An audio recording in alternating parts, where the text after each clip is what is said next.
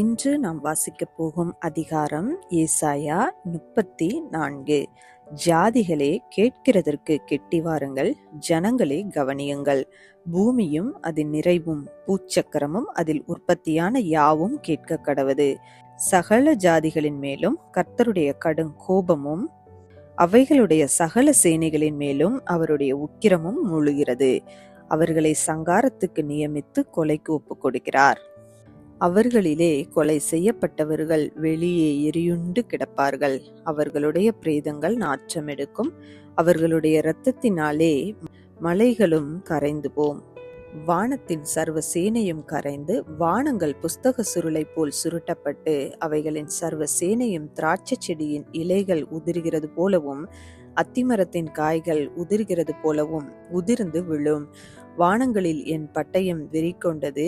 இதோ, ஏதோமின் மேலும் நான் சங்காரத்துக்கு நியமித்த ஜனத்தின் மேலும் அது நியாயம் செய்ய இறங்கும். போஸ்ராவிலே கர்த்தருக்கு ஒரு யாகமும் ஏதோம் தேசத்திலே மகா சங்காரமும் உண்டு. கர்த்தருடைய பட்டயம் இரத்தத்தால் திருப்தியாகி நினத்தினால் பூரிக்கின்றது. ஆட்டுக்குட்டிகள் கடாக்களுடைய இரத்தத்தினாலே ஆட்டுக்கடாக்களுடைய குண்டிக்காய்களின் கொழுப்பினாலும் திருப்தியாகும்.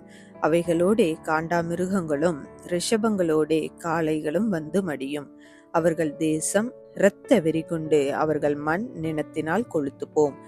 அது கர்த்தர் பழிவாங்கும் நாள், சீயோனுடைய வழக்கு நிமித்தம் பதிலளிக்கும் வருஷம். அதன் ஆறுகள் பிசினாகவும் அதன் மண் கந்தகமாகவும் மாறி அதன் நிலம் எரிகிற கீழாய்ப்போம்.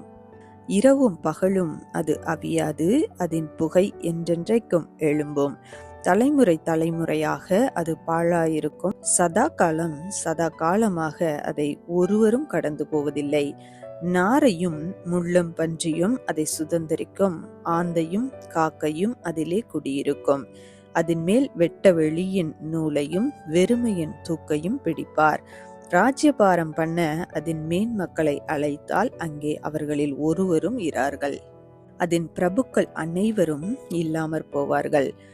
அதன் அரமனைகளில் முட்செடிகளும் அதன் கோட்டைகளில் காஞ்சொரிகளும் முட்பூண்டுகளும் முளைக்கும். அது வலுசர்ப்பங்களின் தாபரமும் கோட்டான்களின் மாளிகையுமாயிருக்கும். அங்கே காட்டு மிருகங்களும் ஓரிகளும் ஒன்றையொன்று சந்தித்து காட்டாட்டை காட்டாடு கூப்பிடும். அங்கே சாக்குருவிகளும் தங்கி இளைப்பாறும் இடத்தை கண்டடையும். அங்கே வல்லூரும் கூடு கட்டி முட்டையிட்டு குஞ்சு பொரித்து அவைகளை தன் நிழலிலே கூட்டிக்கொள்ளும்.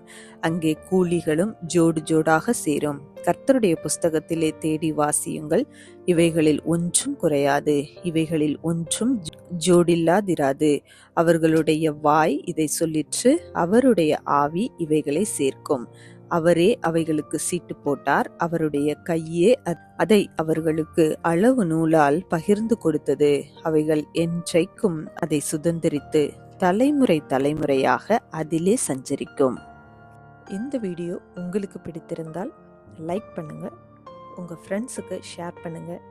இன்னும் நம்ம சேனலை சப்ஸ்கிரைப் பண்ணலைன்னா மறக்காம சப்ஸ்கிரைப் பண்ணுங்க. சைடில் இருக்கிற பெல் ஐக்கானை ப்ரெஸ் பண்ணுங்க. மீண்டும் சந்திப்போம். நன்றி.